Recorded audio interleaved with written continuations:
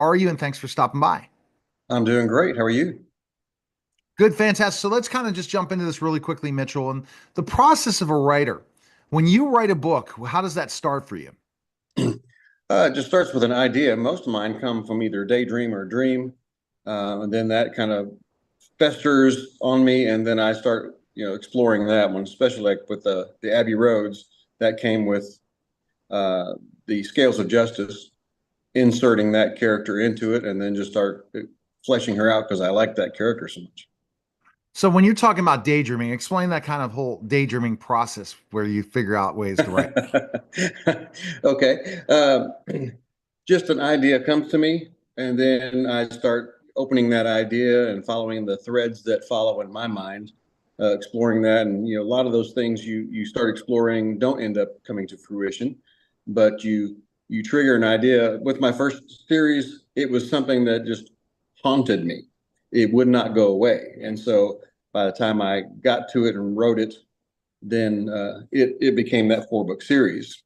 Scales of Justice was reading a comic book, and that idea popped in my head, and it took off on another tangent with this whole series of the homicide. Is just with this defunding the police part and a lot of the church. So I blended the ideas of kind of supporting and what would the life of a police officer be in this general context of our culture today, and it also what would be the backstory of the problems that the church faces, because the church is made of people, and so all those things fit together. So putting what problems the church faces, kind of dive deeper into how you're looking at that and stuff. Okay. My passion is, as a former pastor, as a former youth minister, as a former education person, is talking to those people who have been hurt by somebody in the church. And so therefore they blame the entire church. They end up blaming God for that. And so um, even some of my children, saw some of the things that happened to me as a pastor for those people that were against certain things or made life difficult. And that has tainted them towards the church.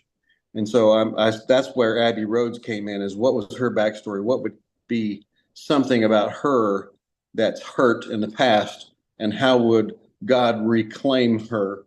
What would He offer in her? And so that's where the secondary character came in, Susan Ripley, who's the widow of the first victim, and she becomes that catalyst for Abby to start reconsidering her thoughts. When you're daydreaming, and I'm gonna bounce back as a writer, then what's the next thing? Put it on paper? Do you write it on paper? Do you type it on? How do you do it?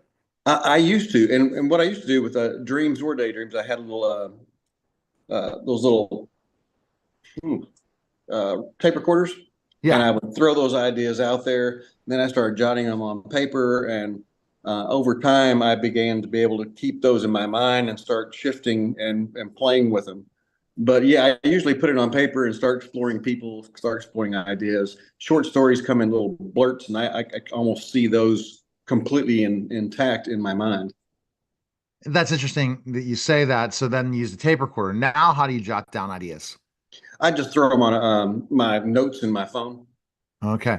I use my notes on my phone a lot too, and I'm trying to use a pen with my iPad, just have to organize it right. I've not found the proper thing where you could take notes because people say when you take notes on that versus writing them down on paper, you remember more, you're able to expand more. And so then they turn into notes that you can throw into a word processor. I mean, not like, throw it into Word or some document. So I'm really looking at specifically when you write things down on paper, somehow it shows you a better memory. I don't know how important the memory is because you're going to be putting that together on when you have the idea so you remember it. But when it comes to Yeah, certain learning, it's interesting. but that we all have a different learning style. There are people that are auditory; they hear things, and so I find some people just speaking it out to themselves, talking the dialogue through. That I'm can a help visual, too. yeah, I'm a visual person, so I jot them down. Sometimes I put them on note cards so I can shift them around and the idea, the line of the story. But there are people that are kinesthetic; they have to write it down. That's that process of the memory. So Mhm. whatever works for you is what you have to do. So let's think about it, Mitchell. Here's the thing. You're starting to write you just write your book first by daydreaming, then Mhm. putting it down on what's the next phase for you? Where am I going with it? So I want to know, especially now it's a mystery. So you kind of write those backwards.